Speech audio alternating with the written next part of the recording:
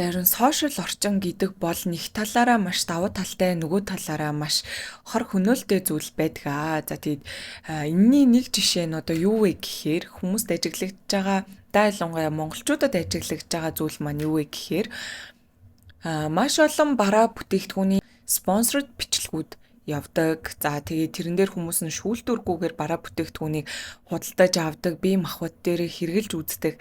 За тэгээ тэрнээсээ бол ба тайгаар ер нь бол хүмүүс эд хөрөнгө те бие махбод сэтгэл зүй ер нь маш олон зүйлээрээ хохирдог хүмүүс байдаг. Нөгөө талаараа үнэхээр сайн бүтээгдэхүүн ч юм уу те гоё зүйл байж чадвал танд өөрт хэрэгтэй зүйлийг чинь олоход туслах зүйл нь бас одоо сошиал орчин болцоход байгаа. За тэгэхээр миний анх YouTube нээж эхэлсэн одоо зорилт маань бол юу вэ гэхээр тэр олон төөрөгдөлтэй хүмүүсийг зөв чиглэл рүү зөв зам руу хөтлөхийн тулд ер нь бол энэ YouTube хуудаа нээж эхэлсэн.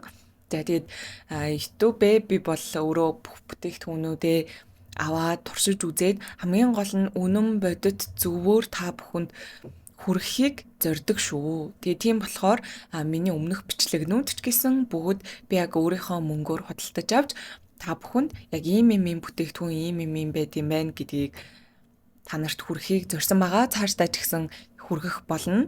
Тэгэхээр хэдүүлээ шууд бичлэгдээ орцгоё. Өмнөх би нөгөө бичлэг дээр Rick and Morty гэдэг бүтээгдэхүүнүүдийг шинээр задлаад яг нөгөө одоо гадаад үзэмж ч юм уу те яг тухайн үед яг ямар мэдрэмж төрж ийн тэрийг хуваалцсан шүү дээ те. Тэрэн дээр нэг ганц хоёр зүйл нэмэлтээр хэлэх шаардлагатай юм шиг санагдсан. Нөгөө зөндөө хүмүүс хаанаас авах вэ?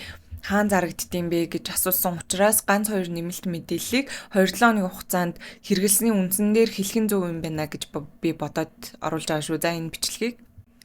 За Rick and Morty нөгөө setting powder гэдгийгсэн байсан шүү дээ тий. Тэгээ би яг тухайн үед хэрэглэж байхдаа ингээд хэрэглэж байхдаа ч гэж ингэж үрээд яг хуруунд дээрээ тавиад айгуу дайжгүй юм шиг санагдсан боловч би яг дараа нь мейкап хийгээд яг нүүрэн дээрээ мейкап хийсний дараа ашиглангуут яг тийм гоё бол бас биш юм бэлээ. Ер нь л ингээд миний гоо сайхны бүтээгдэхүүнүүдийг кремийг бүр ингээд улам зунгааралдуулаад нэг юм муухай гурил зурцсан юм шиг амар юм хүнд болгосон. Тэг яг надад миний ярьсанд бас тохирохгүй байж бас магадгүй. Тэгээ энэ болохоор яг тийм санал болгохоор бүтээгдэхүүн биш юм шиг санагдсан. Тэг би энийг нэг ганц хоёр түрхээд тэг тэр чигээр нь зүгээр надад Rick and Morty-д би өөрөө туртай болохоор энэ чигээр нь хадгалъя да гэсэн би одоо тийм зорилт тавьсан. За дараагийнх нь болохоор энэ blush байна штэ тий. Тэг blush-ыг бас хэрглэж үзэн өнгөний хувьд бол надад айгүй таалагдчихсэн. Гэхдээ бас нэг юм хөтгөн бүтэцтэй арсыг жоохон юм хүнд болгоод байсан. Гэхдээ яг хөнгөн төрхүүл бас зүгээр байж магадгүй.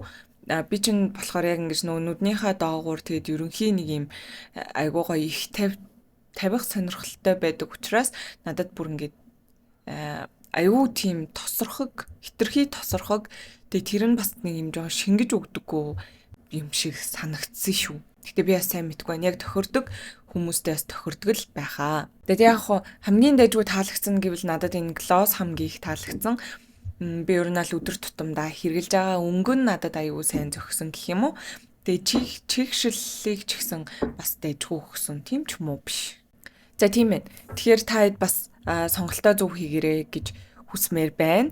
За тэгээ би хитрхи их нуршчихлаа. Гэхдээ яг нөгөө өмнө нь хүмүүст ингээд амар гой өндөр сэтгэлдээ бүр амар nice хүргэсэн болохоор жоохон санаа зовоод ямар ч тач хэрэглээд нэг ийм үр дүн гарсан шүү гэдгийг хэлэх хэрэгтэй юм шиг санаад хэлсэн шүү.